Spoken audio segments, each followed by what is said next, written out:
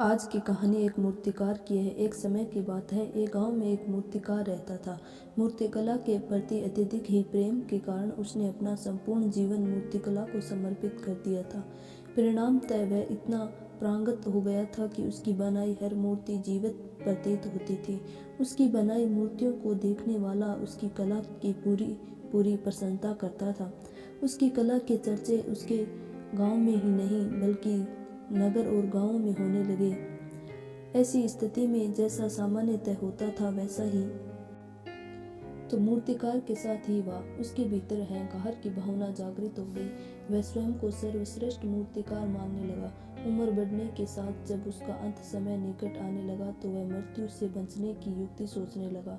वह किसी भी तरह स्वयं को यमदूत की दृष्टि से बचाना चाहता था ताकि वह उसके प्राण न हर सके। अंततः उसे एक युक्ति सूझ गई। उसने अपनी बेमिसाल मूर्तिकला को प्रदर्शन करते हुए 10 मूर्तियों के निर्माण में वे सभी दिखने में हूबहू उसकी जैसी समान थी। निर्मित होने के पश्चात सभी मूर्तियां इतनी जीवित प्रतीत होने लगी कि मूर्तियों और मूर्तिकार में कोई अंतर ही नहीं रहा। मूर्तिकार उन मूर्तियों के मध्य जाकर बैठ गया। युक्ति अनुसार यमदूत को उसे इन मूर्तियों के मध्य पहचान पाना असंभव था। उसकी युक्ति कारगिल भी सिद्ध हुई।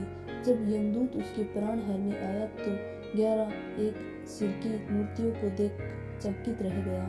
वह इन मूर्तियों में अंतर कर पाने में असमर्थ था, किंतु उसे ज्ञात था कि इन्हीं मूर्तियों के मध्य मूर्तिकार छिपा बैठा है। मूर्तिकार के प्राण हरने के लिए उसकी पहचान आवश्यक थी।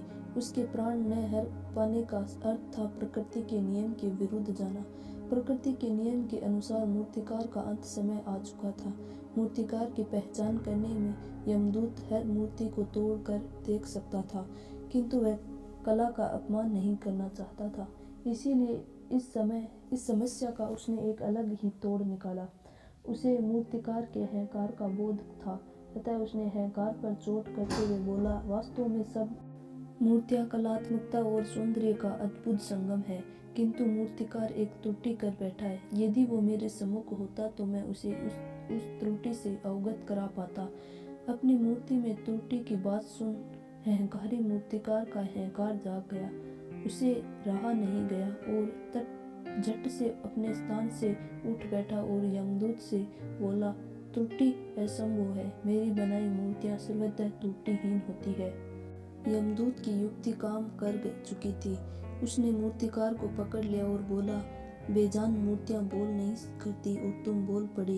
यही तुम्हारी त्रुटि है कि हम अपने अहंकार पर तुम्हारा कोई बस नहीं है। यमदूत मूर्तिकार के प्राण हर यमलोक वापस चला गया। अहंकार विनाश का कारण है, इसीलिए अहंकार को कभी भी खुद पर हावी ना होने दे। अगर वीडियो पसंद आए तो आप हमारे चैनल को लाइक और सब्सक्राइब कर लीजिए। धन्यवाद।